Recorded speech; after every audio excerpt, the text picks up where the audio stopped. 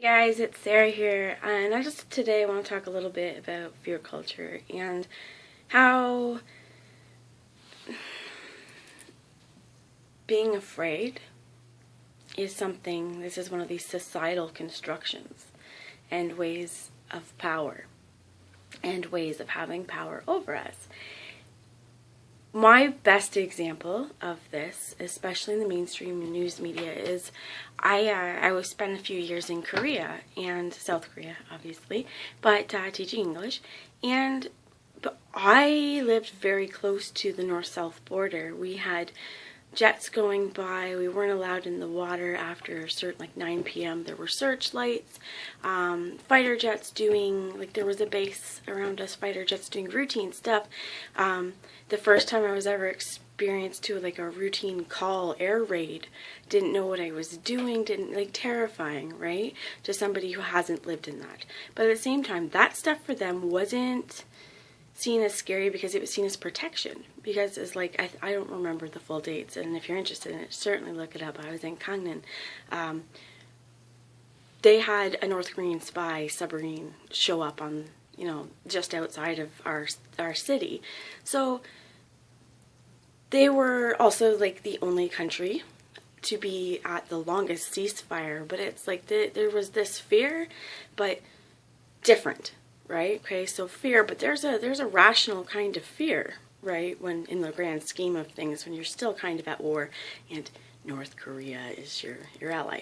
But at the same time, living so close, they'd heard all the threats. It was just kind of veiled stuff, right? So when we think about that kind of place, I was terrified. It came to a point where, we talked to our boss, hey, whoa. He's like, oh, don't worry, this just happens. But we weren't warned, right? No warning on that. I got to a place where I was no longer afraid of it.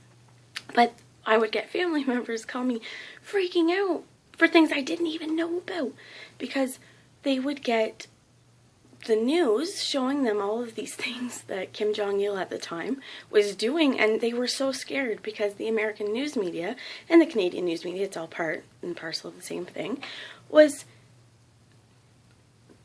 producing news that, we didn't even know about. So people across the world are getting terrified of something because of fear culture. It serves somebody to make us afraid. It serves interests. It serves a lot of money interests. So when you watch the news and they're instilling all these things that are happening around the world, really question that, because my experience in Korea, for the most part, was peaceful. It wasn't terrifying. It wasn't a war zone, except for the initial, shock value of culture. But it was nowhere to the point where I should have had family members scared and terrified for my well-being. So that's just a thought for today. What I would like to say to everybody out there is that is a system that is ingrained and entrenched into our institutions in society is fear. Fear of what will happen if we don't comply with the rules that we have been given. I challenge you, don't go out and be a butthead and a lawbreaker just on purpose, but really look at the institutions that are affecting you right now and how can you change them, okay? So I'm getting out of there a little bit, but before I'm done this, I actually am going to pull a card for anybody watching, okay? And, I pulled Isis, so apparently it's Isis today, not Healing Mandela. Let me just sit you up somewhere. Uh-oh. Alright, whatever.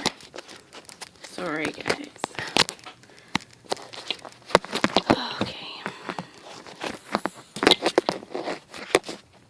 Alright, so card I'm going to pull right now from the Isis Oracle to ask us how we can really work through any fear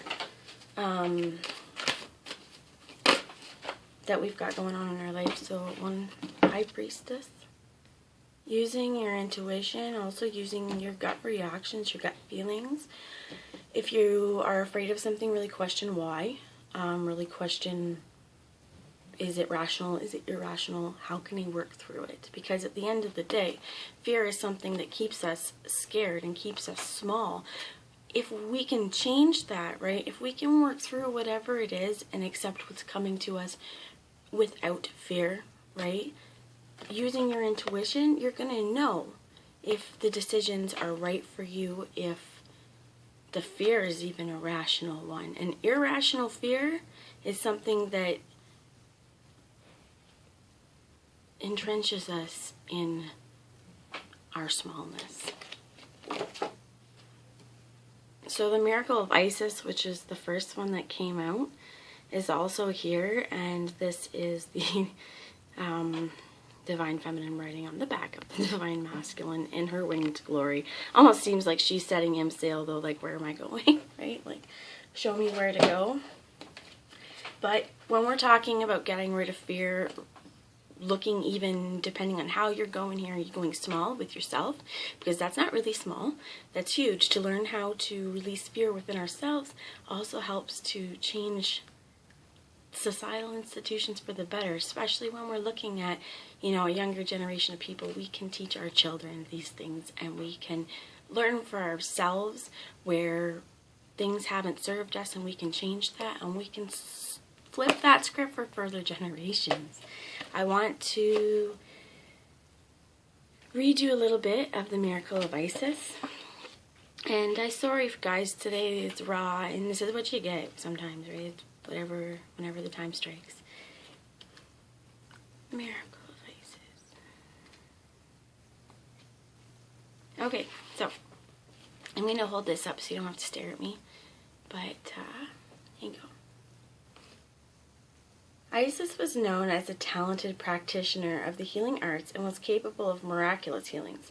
For you, beloved, she offers a miracle healing. No matter how much you have struggled with a particular matter, no matter how impossible it may seem to imagine your life without this old wound, addiction, problem, relationship issue, or inner struggle being part of it, you are guided now to accept the possibility of a miraculous healing, to let go and let the goddess be.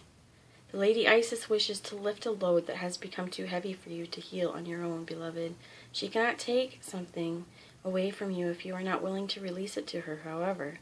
Release for healing means trust, letting go of attachment to outcome and how the outcome might be achieved, and opening to the divine genius of healing that seeks to express the perfection of divine love through you now. To hand something over for healing, especially when it has been a long-term or persistent difficulty, or simply seems to be too great or overwhelming to be healed, takes a radical change of mind and heart. To dare to hope without becoming attached to how or when something can happen, to surrender without forgetting to follow your intuition and act accordingly, to trust even though you may have been disappointed or hurt in the past. All of these things take skill and courage, yet are the requirements for us to surrender to the great healing of divine love. Lady Isis speaks through this oracle and says to you that recovery from trauma and emotional healing is not only possible, but if you are willing, it can happen for you now. No matter the depth of grief, loss, despair, fear, or anger, love can and will absorb it all. This oracle is also an indication that a spiritual gift or awakening of deep healing ability at a new level are coming in your way. Keep your eyes and heart open and let go of doubt or fear about opening up to this new level of proficiency. Dedicate your work to divine love and trust, and it will flow through you stronger. You are capable of great work, and when you trust in your own heart and the love of the divine flowing through you with total surrender. So, what you can do if you want, sorry, I was just in your face, just listen, okay? But that is really speaking about what we were just talking about, right? Use your intuition on what's right for you and let go of fear, and know that if you let it, you can heal things, and you can